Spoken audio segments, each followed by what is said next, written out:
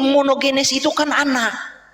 Iya kan? Anak bapak. Loh, kok anak? Ini monogenes kata sifat. Kok bisa jadi kata benda? Anak itu kan kata benda. Oke, nggak apa-apa kalau kita coba ikuti maunya. Nih, contohnya seperti ini nih. Nih. Contohnya seperti ini. Jadi Tritunggal itu banyak menjadi gagap, tiba-tiba menjadi gagap ketika dibawakan perbandingan. Tiba-tiba gagap begitu. Kayak Bambang Nursena kan kemarin itu hampir keselak ya. Begitu. Sorry ya Pak Bambang ya. Iya. Oke. Jadi original text-nya itu gitu anunya ya enggak? Iya. Berarti ada tambahan-tambahan gitu ya? Iya. Nah, lanjut ini contoh ke nih. yang 18 ini. Oh iya, ini sudah masuk ke 18.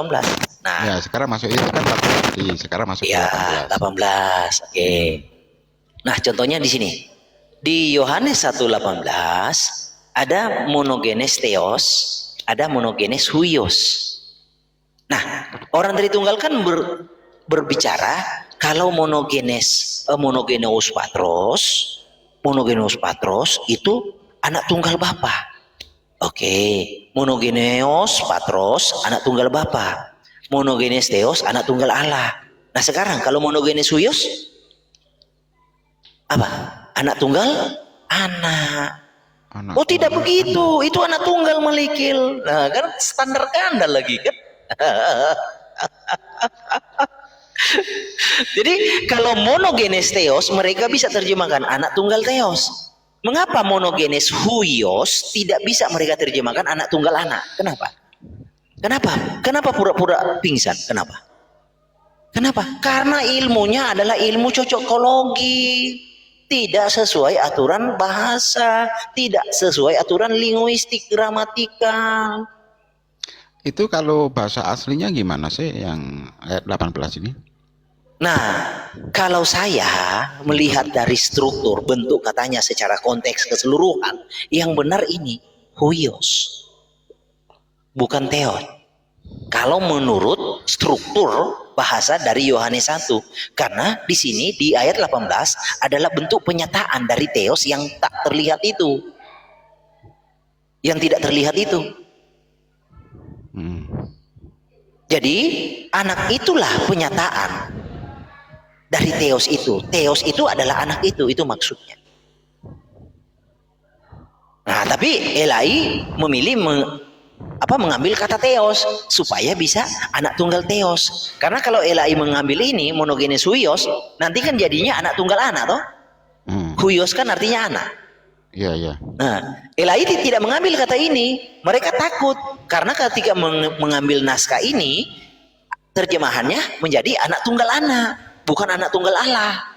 Bukan anak tunggal theos, menjadi anak tunggal anak kan gabrul nanti orang pembaca, apa ini anak tunggal anak? Iya, enggak paham. Iya, saya bacakan yang ini ya, yang tidak seorang pun yang pernah melihat Allah kan. Allah ini maksudnya Bapa ini ya. Ya enggak masalah lah, Anda simpulkan. Tetapi anak tunggal Allah yang ada di pangkuan Bapa. Anak tunggal Allah. Iya. Dialah yang menyatakannya. Jadi yang menyatakan itu anak tunggal Allah itu. Kalau menurut ini. Elai kan, karena Elai mengambil naskah monogenes theos, benar toh? Anak tunggal Allah, anak tunggal theos. Jadi yang benar gimana? Jadi yang benar terjemahannya gimana harusnya? Kalau kita ambil menurut, ini tidak bisa diterjemahkan anak tunggal theos. Ini artinya, arti dari monogenes theos ini ya. Jadi tentang berbicara linguistik, kata benda itu punya sifat.